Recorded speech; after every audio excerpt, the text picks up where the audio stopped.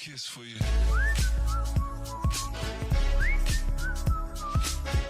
Hello, well, so today I'm going to be talking about the Quest 2, the sort of post-mortem of the Quest 2, how it kind of fits into the current ecosystem of today, and sort of my observations through trying to record gameplay and trying to figure out basically how I can show VR in a modern light that people can really understand. Because I think a lot of the time with VR things, it becomes really difficult to figure out what it looks like because you have to go through a bunch of basically different layers of abstraction to kind of imagine what VR is going to look like.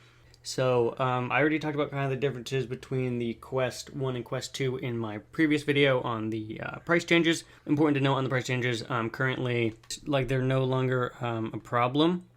So right here, starting June 4th, we're lowering the price of the Quest 2 to $300 for the 120 gig SKU to help even more people access the magic of VR. Before they had increased it, it's kind of like a flip-flop. You can check my previous video for that. But yeah, basically, they changed it up. And now they're going down, and I basically said how that was a good thing because they added a bunch of features to it. They've added even more features, but they've lowered the price to $300 for the 128 gig SKU, and then $350 for the 256 gig SKU, and then the Quest 3 is going to be $500. So that's how that can work. But they also added a new feature that's dynamic scaling. So on top of the increase in power, they also added a dynamic scaling for resolution, so you can hopefully get better, almost like DLSS, but like kind of not in that vein, but kind of like this ability to scale the resolution up, because VR already kind of has a DLSS kind of thing where you can run it at a lower and basically use frame interpolation to get it up to higher. Like Grid Legends, for example, runs at like 36 frames, but it's able to like double that to 72 frames by using frame interpolation. Combining stuff like frame interpolation with dynamic resolution scaling allows you to basically have games that shouldn't be able to run on Quest 2 run on Quest 2 better, right? But yeah, so because of that, and now the Quest 2 and Quest 3 is coming out, I kind of want to talk about the Quest 2 and sort of my experiences in VR and sort of where I think it's going currently.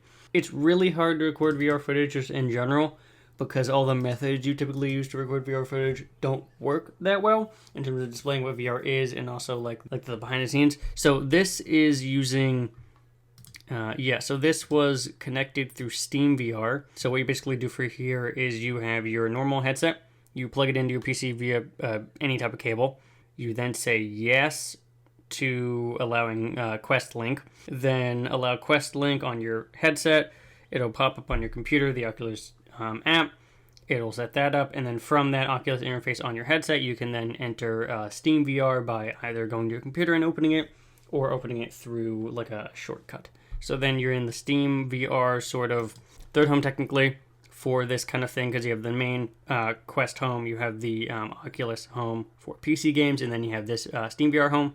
But this is kind of the footage I tried to record on Steam VR through OpenVR on OBS. And as you can see, it's quite choppy, grainy, and it also lagged quite a bit for some reason. It also recorded in this weird corner resolution because it only records one eye. I think this was the left eye with the other. Like, I can't combine these. I can't have a left eye here and a right eye over here and have them work out. And as you can see, it's kind of quite jittery and quite because it's trying to record both through OBS and through Steam and kind of just like stops here. So that's the first attempt.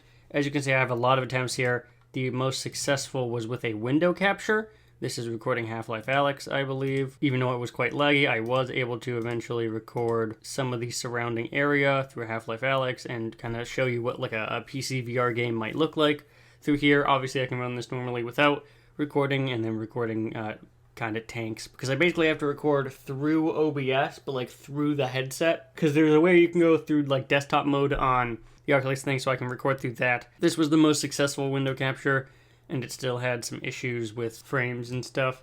This was using the OpenVR capture, and as you can see, it was also not great because it records in this kind of like random eye corner kind of thing that you can't really fix. This OpenVR capture thing is basically a plugin you download, and then you can go and crop and capture some stuff, and it usually works pretty well. But yeah, so that's kind of like how footage recording works. It's not the best footage recording. It's fine. It just kind of like, jitters a little bit, and it's hard to get kind of like the perspective that you actually see because obviously this is running on a 2D plane and stuff. So yeah, so let's kind of now just talk about we've gone through the differences, gone through my notes on footage and how that works. Let's talk about where the Quest 2 actually is. So the main thing that I like to talk about is the fact that the lack of games for the Quest 2 is quite high. If you go and look at just the general Quest 2 library of games, you can see that they occasionally, while there is a lot of games that are on offer, they are not that, there's not a lot of advancements, right? So, like, RAF 2 was announced, that's pretty cool, but, like, overall, so, for example, if I go to games, you can see that there's not a lot of new. They announced this, which is cool. I expect these are all the things from the showcase that recently happened. I expect You Die 3 is coming at some point. There's a Stranger Things VR game. There's the 7-Day Amigo. There's a Hello Neighbor game. But like if you look at these, like okay, we have Vacation Simulator, which came out like 5 years ago at this point. We have The Room. We have the standard VR chat Rec Room thing. We have Synth Riders. All these came out a while ago. Cooking Simulator. Into the Radius, which is pretty cool, but not really new. It was out on PC VR for a while. Green Hell VR, same thing. It was a flat screen game. We also have Fruit Ninja, Myst, Arcanade. Real Tag is the standard one. Things like No More Rainbow. So if you look at like new stuff, right? If we look at like things that are new, Arcanade is new, but relatively simple arcade shooter kind of thing. Battle Talent, which was a beta for kind of like a gladiator fighting game. We have No More Rainbows, which is basically just another one of these like weird adventure platformer looking things. Blade & Sorcery, which is old. Help Wanted, which is old. Demio, which is a great game. Space Folk is kind of like a city building game or similar to like a Mario Party kind of combination of that. Right, so we have a lot of games here and a lot of different styles, but they're all relatively simple and relatively not that interesting. We have some newer stuff like Assassin's Creed Nexus. We don't know about anything about that. We have the Attack on Titan VR game, which is obviously coming soon. And so if we look at like the things coming up, we have 3 games that we know very little about, and we don't know how they play, and we don't know the really like who's making them. Is this their first game, right? The thing is like there's not a lot of VR developers, and so when you have a VR developer, you have to be very careful in terms of they could get bought, or they like what are they known for? They are known for a VR Broom game and a samurai game. The samurai game has 16, and the samurai game looks like this, running through mazes, kind of like an endless runner thing, doing that. So that's the first game they did. And then they have this VR game, and it's completely in Japanese, one of those like visual novel, and then you like go through hoops like runner with some of that music and stuff, so it doesn't look that interesting. So those are the 2 games they made, right? And they're headlining a new Attack on Titan game that's supposed to be pretty big and pretty important. That doesn't give me a lot of confidence that this is a headlining game that people are going to really want to play, right? And so we just have these things like the developers for these games are not proven. They don't have a proven track record of making great games. They don't have sort of like the experience making VR games. They had one VR game, but this is looking quite different from those. And so it's just like, it's hard to, if there's not good backing behind it, it's really hard to get invested in VR, right? A lot of these are relatively simple experiences, and where we can say something like Alchemy, which does the Vacation and Job Simulator ones, they're a pretty good team, and do VR stuff, they're not that exciting, right? They've been here for a while, and they haven't really done a ton in terms of pushing the envelope. They kind of just do the same game continuously. The only game that, as I said, I really enjoy in terms of the way it uses VR is Super Hot VR, because you're able to actually use your body and use the movement of VR in a way that feels really 3D space. Demio kind of feels 3D space, but you don't need 3D space to really work in that game. Resident Evil 4 VR, which I recently picked up, is also pretty cool, but it doesn't really feel like it takes advantage totally of the VR space. It's cool to move around in these environments,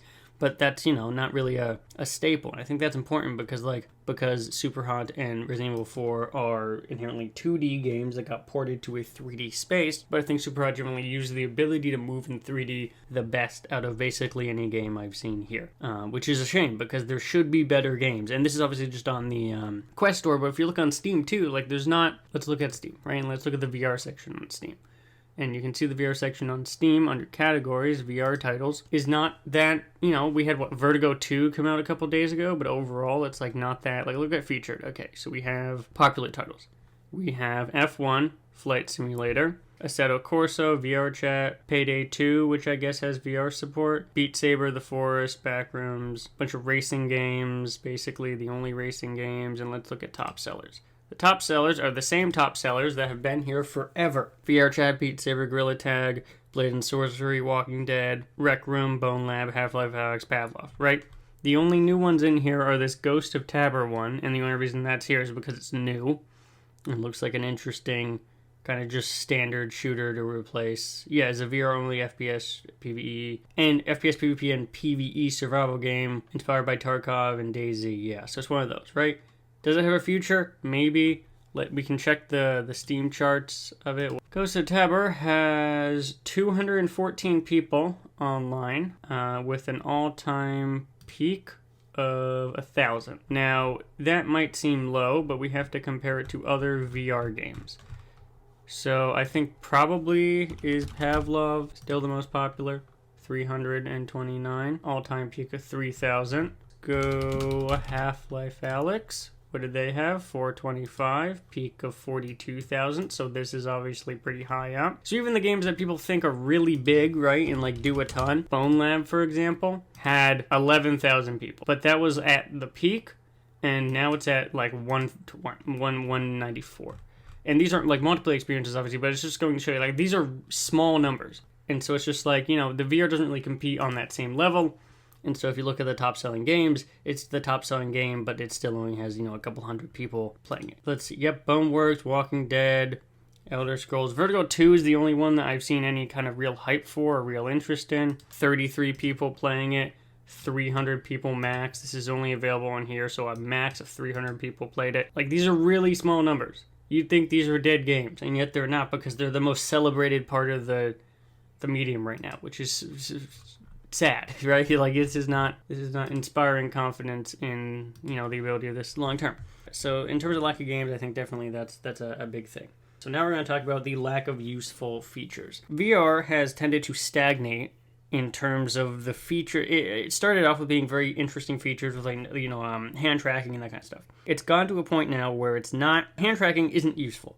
There's not a use for hand tracking. There's not really a use for mixed reality at the moment for practical reasons, right? The amount of useful things you can do beyond games is not clear. You know, using the microphone, using the cameras and stuff for medical things or for disabilities or whatever there's not a use for people that aren't interested in early adopters of just the technology to really get behind it. Watching Netflix on this is suboptimal because you have a big thing on your head, right? And it gets hot and your eyes get tired. So it's not useful for that. It's not useful for meditation because it's too heavy, as we said before. It's not useful for, you know, if people get overwhelmed easily. It's not useful for like a sensory thing. There's very little uses beyond games where the headset is showing that it's important. You can buy 100 different things for this stuff, but the VR space is not that. It's not a social platform. You can't walk around a lot of the times. The biggest social platform is VR chat. And even then, there's been problems with VR chat just functioning as it should. Similar to that, lack of better VR experiences that are not games, right? Netflix experience is quite poor. YouTube experience is quite poor. Plays and other types of more experience-based VR things are not the best. They're obviously limited times and that kind of thing. Different experiences in terms of music are quite lacking. Even though there's a bunch of rhythm and music games, there's not really a good way to like listen to a music library, for example, in VR and get that immersive 3D audio. There's not a good way. Recently, you were able to kind of like walk around your environment and things, and so you could kind of set some stuff up there. But overall, the customization of those environments, there is none, right? You can't change them. They're kind of just static.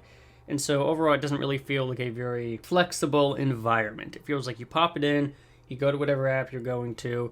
Brink, for example, is one where you're kind of just like, you're looking at screenshots of Google Earth like locations. You pay $10 for that. You go to a bunch of different locations in the canyon or whatever.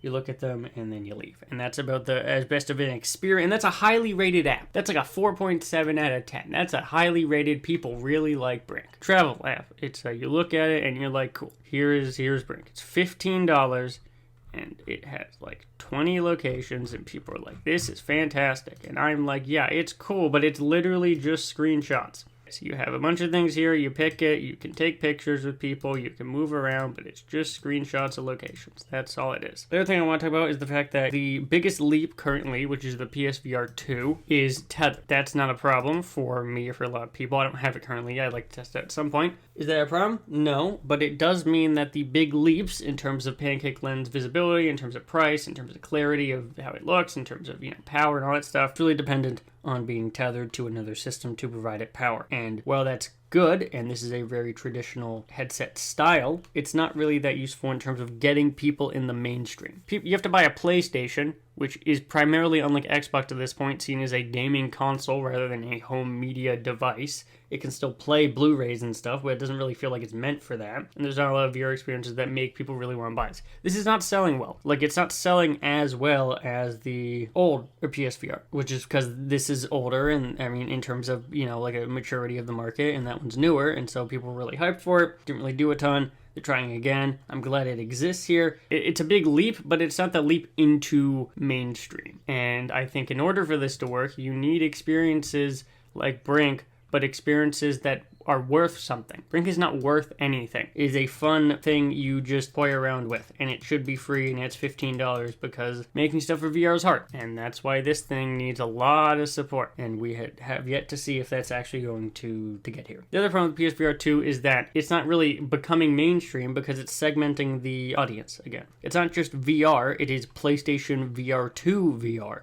which has exclusive experiences like Call of the Mountain and the Resident Evil 4 VR and the Resident Evil 8 VR and the Synapse and all these other games that are coming out that people really want. Yet you're not going to be able to get it unless you have a PS5 and a PSVR2. And it's just one of the things where it's like, you don't need to be segmenting the market right now because the market is the only thing you have and it's quite small. And you shrinking it even more is not good. The last thing we really want to talk about is the fact that beyond all that, in terms of the Quest, the constant updates, which is a good thing, but the constant updates make it really hard to keep track of basically anything that's going on. And so a lot of VR content, ideally, would need to be long-lasting in order to really gain popularity, right? If you learn about the PlayStation 5, magically learning about the PlayStation 5 and the games available right now, the only thing that's going to change is the games, right? That makes sense. You have the console doesn't change, might have a software update here and there, it's not changing anything drastic, you don't need to relearn about it, it's the games that keep going. It's the opposite. The games are quite slow. You know when a new one's coming out and if it's interesting. The problem is every week or so, the headset changes to not allow X, to not allow Y, to allow Z.